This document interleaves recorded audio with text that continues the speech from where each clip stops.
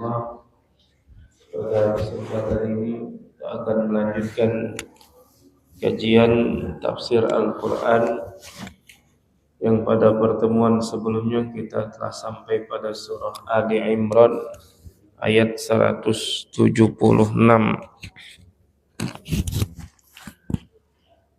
Dan pada kesempatan ini kita akan mulai dari ayat 177.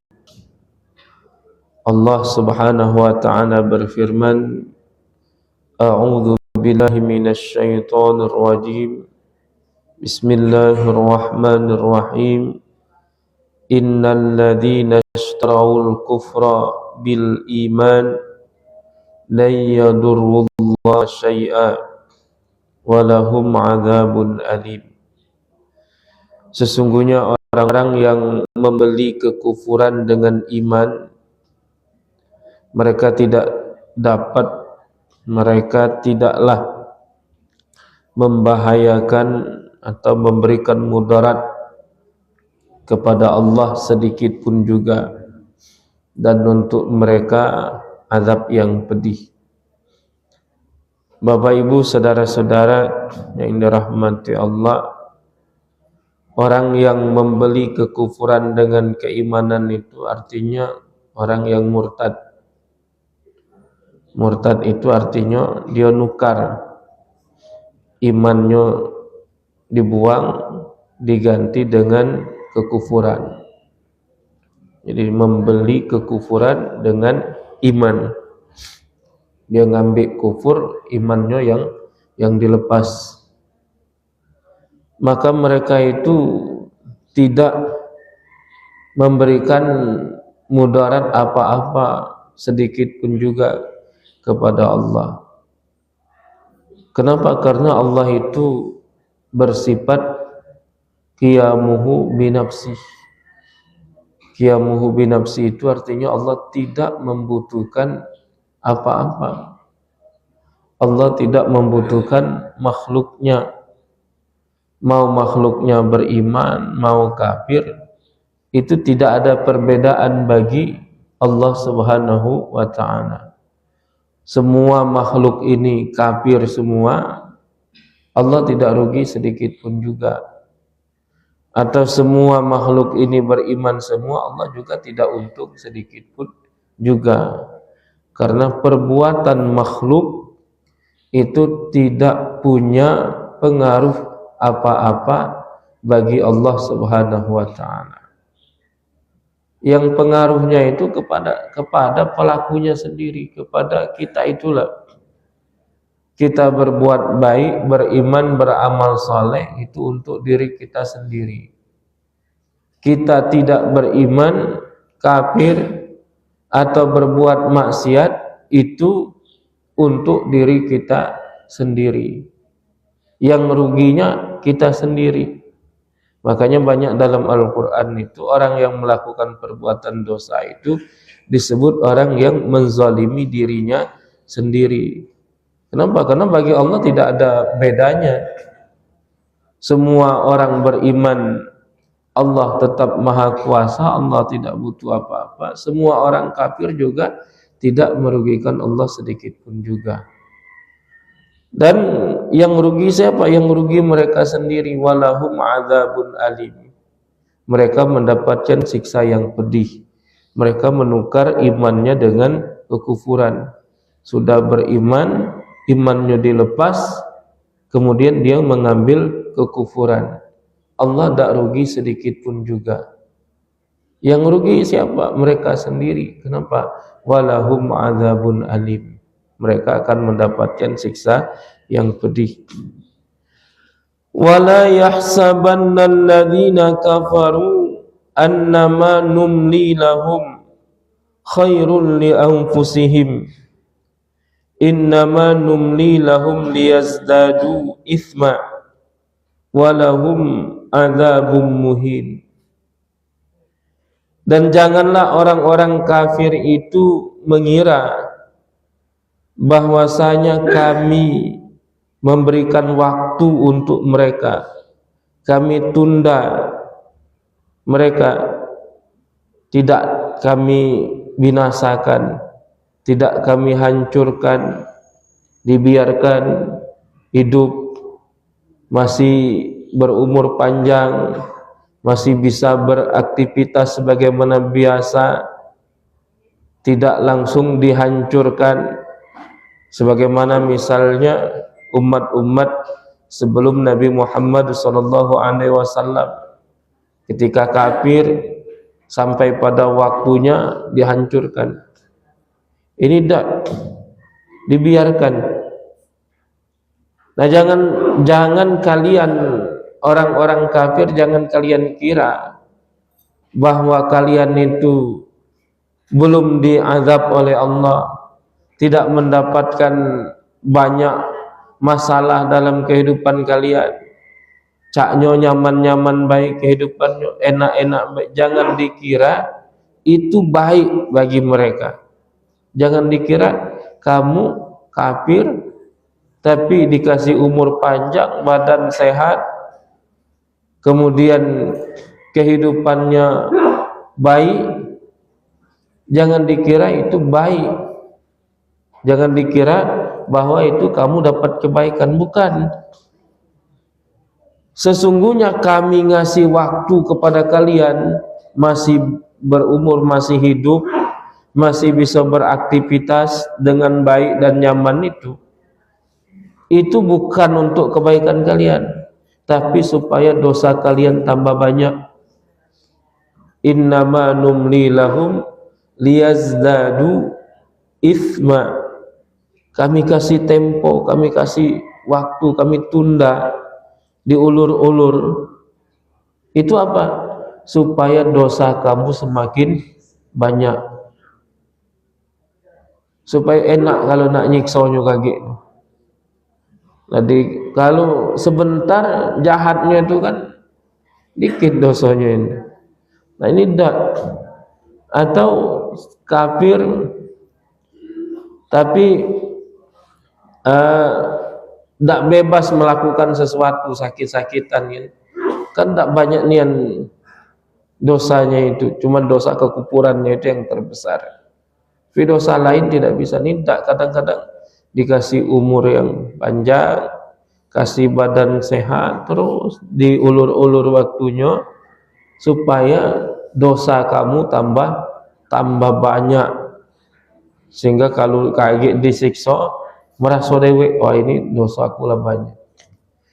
Janganlah orang-orang kafir mengira bahwa kami belum menyiksa mereka itu, kami kasih waktu kepada mereka itu.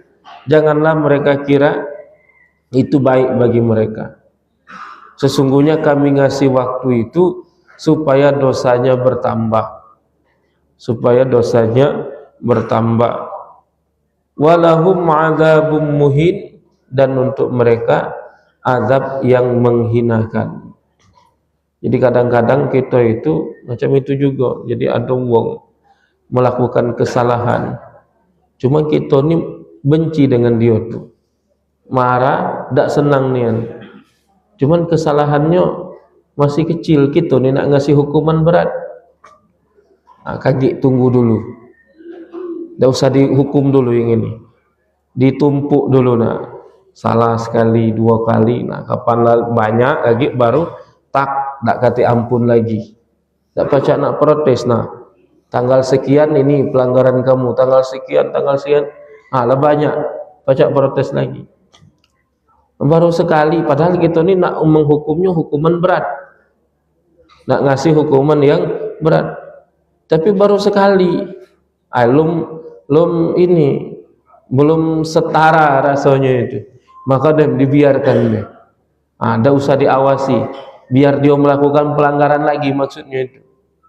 Apalagi misalnya atasannya punya rencana untuk memecatnya, ada rencana dia ini nak dibuang, ada rencana nak dibuang, nak di PHK ini, nak di PHK. Tapi kesalahannya itu belum seimbang kalau nak di PHK, maka dibiarkan dulu, dibiarkan. Kalau pacak gaweannya tidak usah diawasi, biar dia melanggar. Nah diulur-ulur waktunya, kaget dulu, belum setara ini, kaget. Nah, dibiarkan, tidak usah diawasi, biarkan dia bebas berkeliaran sekendak dia. Nah, kalaulah banyak pelanggaran kesalahannya, kan enak lagi manggilnya. Kesalahan kamu 1, 2, 3, 4, 5, 6. Nah, sebanyak dia nak protes yang mana lagi? Nah, itu juga kadang-kadang bagi kita yang kita khawatirkan, misalnya kita ini sholat idah, puasa idah, tapi rezeki lancar, itu kita takut juga, itu takut badan sehat, rezekinya lancar, padahal tidak taat kepada Allah Subhanahu wa ta'ala. Kita takut nasib kita sama cak yang ini, sengaja kita tuh dikasih waktu supaya tambah bergelimang dalam dosa, sehingga kalau kaget dimasuk neraka, tak pacak nak ini lagi gitu, tak pacak nak protes-protes, walaupun memang protes itu tak pacak, tapi kita betul-betul nanti akan menyesal dan merasakan betapa bahwa kita dulu memang telah menyia-nyiakan kehidupan yang telah Allah berikan. Kan banyak yang kayak itu. Ada wong, ya Allah, ngapalah aku ni solat tapi hidup susah nian. Si A tu tak pernah solat, hidup senang. Solat idak, puasa idak dia. Nah, itu jangan dikira itu baik. Bisa jadi itu adalah keburukan. Kenapa? Karena supaya dosanya bertumpuk. Ladak solat, ladak puasa, lah jauh dari Quran, jauh dari masjid, kemudian melakukan maksiat pula, maka itu nanti tidak taubat ternyata. Ternyata memang itu adalah istidraj misalnya. Istidraj itu istidraj itu hal-hal yang luar biasa terjadi pada orang-orang yang tidak beriman. Tujuannya apa? Supaya tambah banyak dosanya itu, dibiarkan oleh Allah Subhanahu wa ta'ala. Maka dalam ayat ini disebutkan, janganlah orang-orang kafir itu mengira bahwa kami menunda, tidak menyiksa mereka, kami kasih waktu mereka itu lebih baik bagi mereka. Sesungguhnya kami nunda itu supaya dosanya numpuk dan nanti mereka mendapatkan azab yang menghinakan. Maka Allahu liyadharal mu'minina ala ma antum alaihi hatta yamizal khabitha minat tayyib. Allah tidak akan membiarkan orang-orang yang beriman seperti kondisi kalian saat ini sampai Allah memisahkan yang buruk dari yang baik. Ini maksudnya apa? Di kalangan umat Islam itu ada dua kelompok. Yang pertama yang betul-betul beriman, yang kedua yang munafik. Jadi ada dua kelompok. Tapi dua kelompok ini tidak jelas, bercampur. Jadi orang munafik itu mereka bersama dengan umat Islam, ikut sholat, ikut puasa, sama. Tapi mereka tidak beriman. Tapi tidak berimannya itu hanya di dalam hati, di mulutnya menyatakan beriman. Nah, ini bercampur mereka ini. Dan tidak ada yang mengetahui kemunafikan itu kecuali terhadap beberapa orang yang sangat kentara kemunafikannya. Jadi orang munafik itu juga ada level-levelnya. Level yang pertama itu yang paling tinggi. Yang paling tinggi itu maksudnya nampak dari ucapan dan perbuatannya. Jadi semua orang tahu, menduga bahwa itu orang munafik. Misalnya galak ngatai Nabi di belakang, terdengar oleh sahabat. Nah, itu kentara, itu kentara kemunafikannya. Sehingga orang tahu itu munafik itu, walaupun tidak pacak nak memastikan. tetapi dari ucapan dan perbuatannya yang kadang-kadang vulgar, orang itu dapat mengetahui itu munafik. Nah, di bawah itu agak halus dikit, agak halus, tidak nampak. Orang-orang yang beriman tidak tahu sama sekali, tidak menduga sama sekali bahwa itu orang munafik. Kalau yang kelompok pertama tadi kadang ucapannya vulgar, tindakannya vulgar. Kemudian misalnya dia ke sholat berjamaah malas-malasan, kadang datang, kadang tidak. Itu di zaman Nabi kan, kalau para sahabat itu kalau yang tidak kati uzur pasti datang, kecuali orang munafik. Maka disebutkan oleh Nabi, inna athqalas salati 'alal munafikin, salat yang paling berat bagi orang munafik itu adalah salat Isya dan salat subuh. Karena orang munafik berat nian kalau nak salat Isya sama salat subuh. Kenapa? Karena Isya, kita bayangkan Isya di zaman itu ya, bukan zaman kita sekarang. Isya, orang-orang pada waktu itu Isya itu waktunya tidur. Kenapa? Karena tidak banyak yang bisa dilakukan lagi. Kan malam, gelap. Bukan cak kita terang benderang, sehingga kadang tidak bisa dibedakan di satu tempat antara siang dengan malam, aktivitasnya ada terus misalnya. Kalau di zaman itu, kapan malam tuh memang sudah tidur, itu waktunya istirahat, nak ngapoi lagi. TV tidak ganti, HP tidak ganti, hiburan tidak ganti, gelap puluh. Jadi kapan sudah maghrib misalnya, kalau balik ke rumah, nah itu malaslah nak pergi lagi sholat Isya, bergelap-gelapan. Dan memang kebiasaannya tidur kan, waktu-waktu tidur. Nah itu berat. Yang kedua subuh. Subuh sama masih gelap, masih ngantuk, maka mereka sangat berat. Kalau zuhur asar itu karena waktunya beraktivitas, mereka masih siang, jalannya nampak, uangnya nampak. Kalau dak sholat, dak datang itu kenampaan pula. Nah orang munafik itu malas-malasan sholatnya, malas-malasan. Nah itu yang level pertama nampak. Kapan nengok malas-malasan, ada be alasannya, ngapo cak inilah cak itulah, malas-malasan. Itu munafik. Tapi tidak baca dipastikan, tapi dugaan kuat itu munafik. Nah level kedua ini tidak tahu. Para sahabat tidak tahu itu orang munafik, tidak tahu sama sekali. Kenapa? Karena mereka membaur dengan umat Islam sama persis.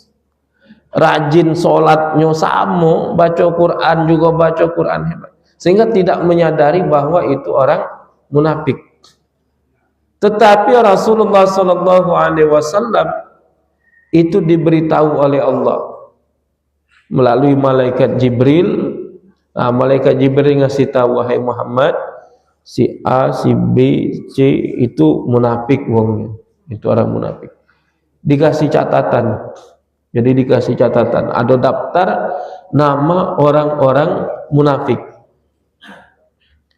Kenapa level kedua ini dikasih tahu? Karena mereka ini walaupun sifat-sifatnya tidak diketahui oleh orang lain, tapi diam-diam punya usaha untuk mencelakakan Rasulullah dan umat Islam.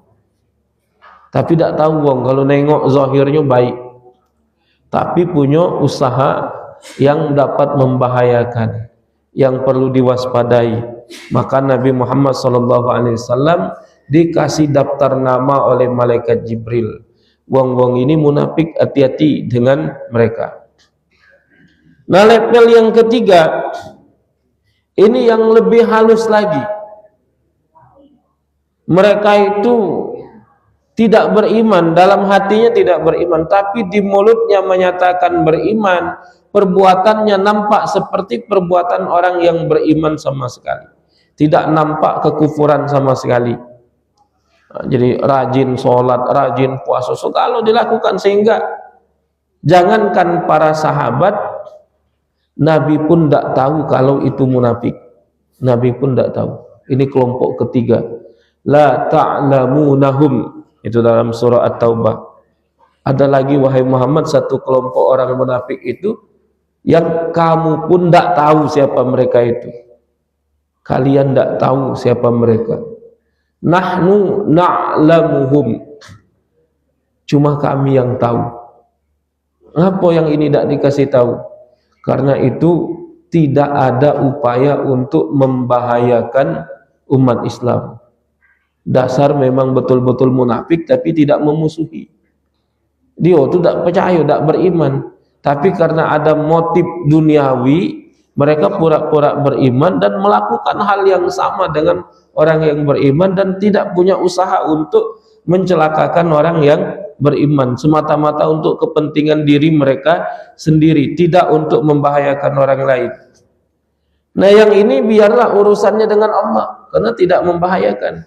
Maka Allah tidak kasih tahu, biarlah hanya Allah yang tahu. Kenapa? Karena urusannya nanti dengan Allah Subhanahu wa Ta'ala di hari kiamat. Kaget, karena kaget di hari kiamat ada orang-orang yang di dunia dianggap orang yang beriman, tapi nanti berdirikannya itu di posisi orang-orang kafir. Kenapa? Karena sebenarnya tidak beriman, tapi bajunya baju orang yang beriman, zahirnya beriman. Nah, ini dalam ayat ini, maka Allahu liyadharal mu'minina ala ma antum alai hatta yamizal khabitha minat tayyib.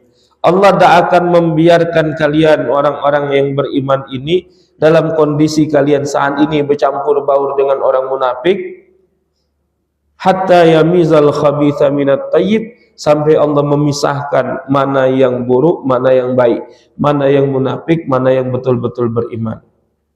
Bagaimana caranya Allah memisahkannya itu? Salah satunya diuji dengan sesuatu yang berat, seperti perang.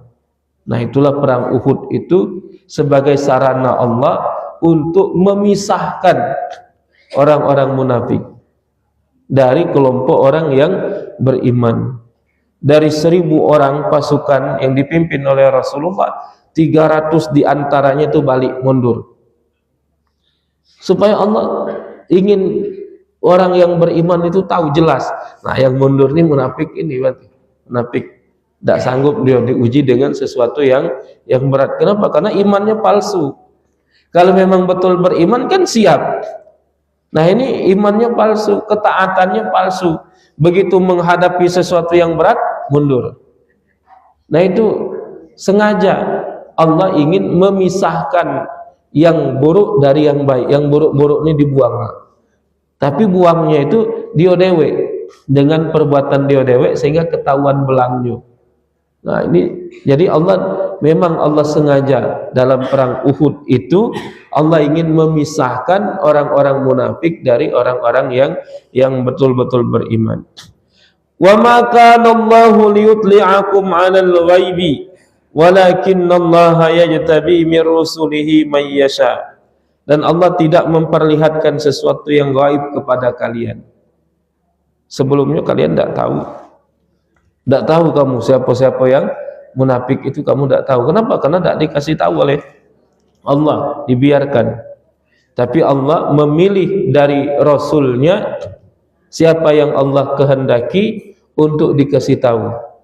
Kamu selama ini banyak tidak tahu, tapi Rasul itu dikasih tahu oleh Allah Subhanahu wa Ta'ala orang-orang tertentu yang munafik.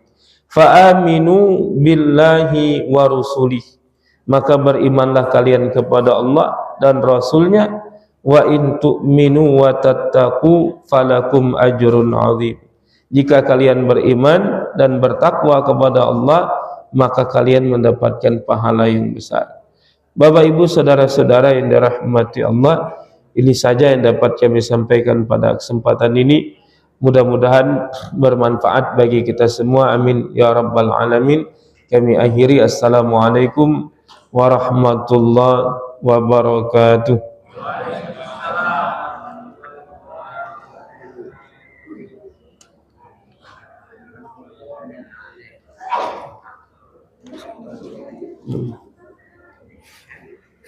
Bismillah.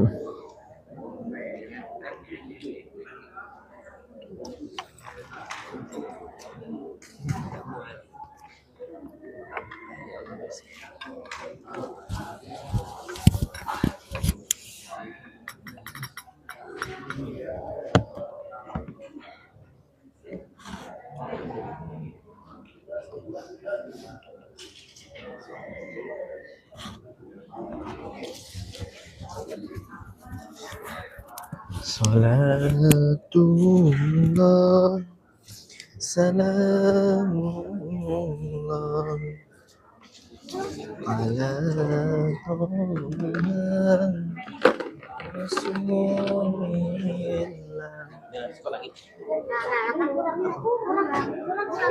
Kurang ibu banyaknya nih ibu hari ini. Satu dus habis. Depan. Ini anak-anak ini. Ya.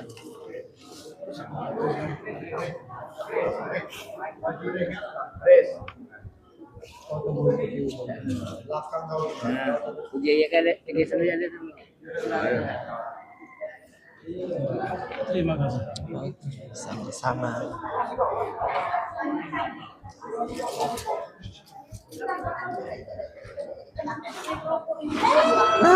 Pelan-pelan ibu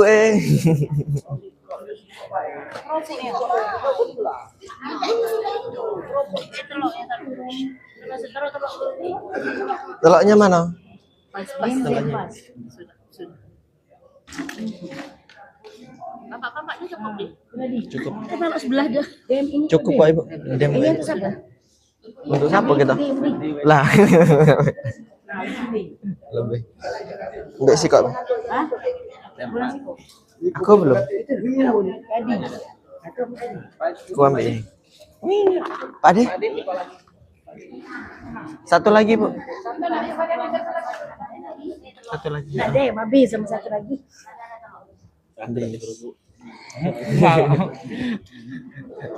Itu separuh.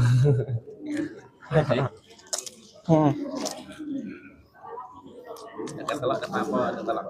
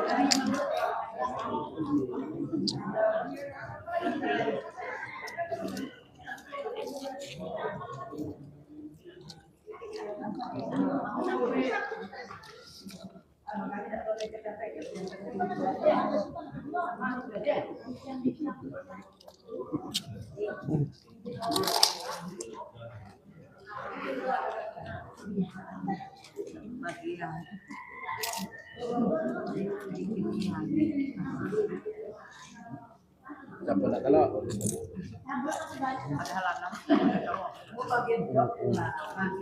Yang tadi dua. Ya, kesimpan tadi. Kesimpan tadi. Ring.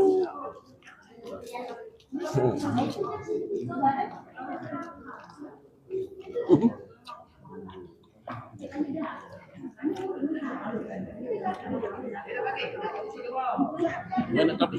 Enak look eh. Enak. Separuh.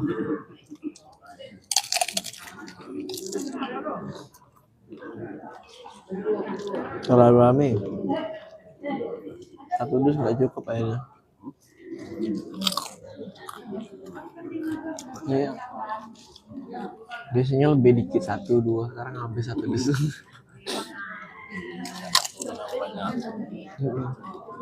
Itu rame itu. Selasa, Rabu, Jumat, Sabtu.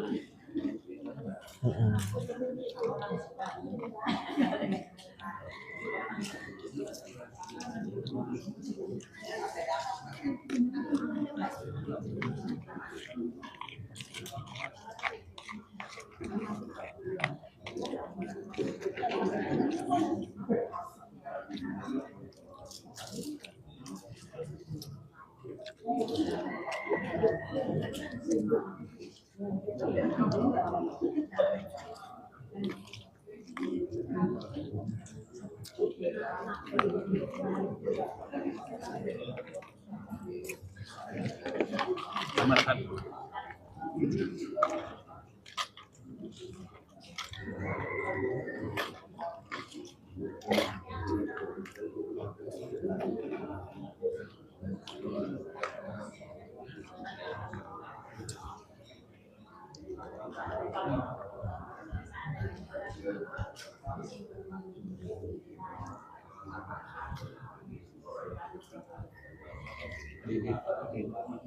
Hmm?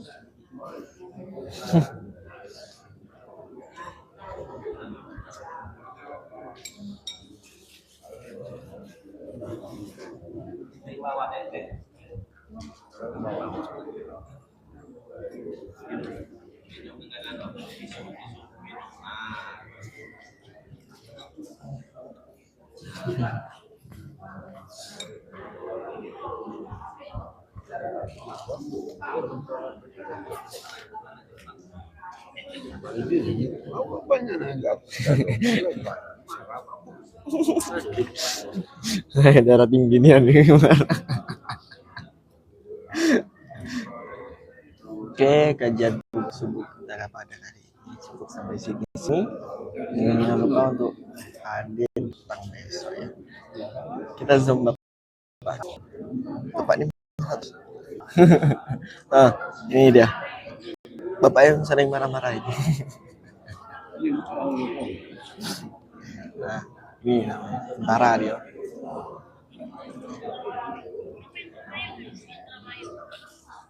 Nah, ini bapak yang sering ngajak-ngajak ngaji.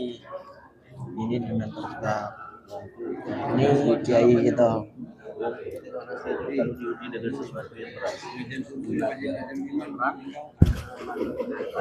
Oh, ada sarapan bener kata Pak Waipul tadi. Tiap hari Senin, Selasa, Rabu, Jumat, Sabtu. Senin nggak ada. Oke, tapi masih ada kopi. Kita makan terus nih. Selasa, Rabu, Jumat, Sabtu. Selalu ada ini. Jangan lupa datang. Kalau belum berkesempatan boleh gabung di join di live ini. Bantu tap. Sepi. Jernih ya. Kalau di TikTok jernih banget.